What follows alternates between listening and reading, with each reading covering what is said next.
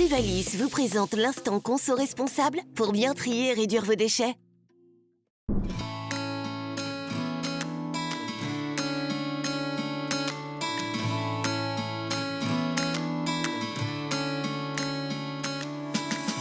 J'essaye d'acheter des produits bruts.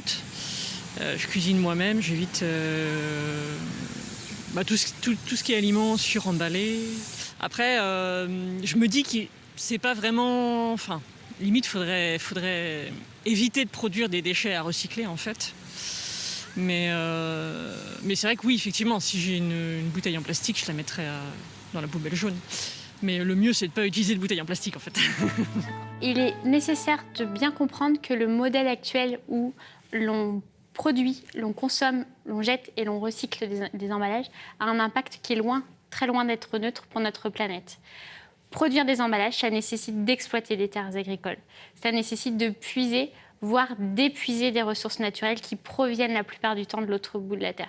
Ça nécessite de les envoyer vers des usines de fabrication qui sont extrêmement énergivores et consommatrices d'eau. Et ces emballages, une fois finis, vont être acheminés ensuite par différents moyens de transport vers nos magasins de distribution. Ça fait beaucoup de chemin, cela a généré de l'eau et des émissions de CO2. Une fois arrivés dans nos magasins, c'est à nous, consommateurs, de faire nos courses, évidemment. On fait nos courses, on arrive à la maison, qu'est-ce qui se passe ? Eh bien, on range nos courses, on désemballe, finalement, presque immédiatement, tout ce que l'on vient d'acheter. La durée de vie moyenne d'un emballage, elle aura été de 30 à 45 minutes entre le moment où je l'aurai acheté et le moment où je l'aurai jeté. Ça pose question, malgré tout, sur la nécessité d'avoir tous ces emballages. Certains ont certainement une raison d'être, d'autres vraiment moins. Alors, simplement pour commencer une démarche de réduction des déchets, qu'on appelle plus généralement la démarche zéro déchet, on peut commencer petit à petit. On peut commencer par refuser ce qui nous paraît superflu. L'emballage du pain, par exemple. On peut aussi apposer une étiquette de prix lorsque l'on pèse sur la balance des fruits et des légumes en vrac. On peut, de la même façon, privilégier des produits consignés ou apporter ces contenants chez nos commerçants. On apporte soi-même son bocal, sa boîte, son sac en tissu.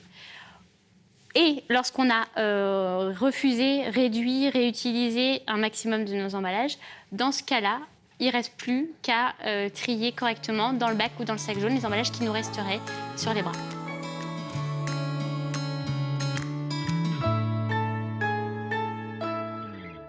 Trivalis vous accompagne pour bien trier et réduire vos déchets et vous a proposé l'instant conso responsable.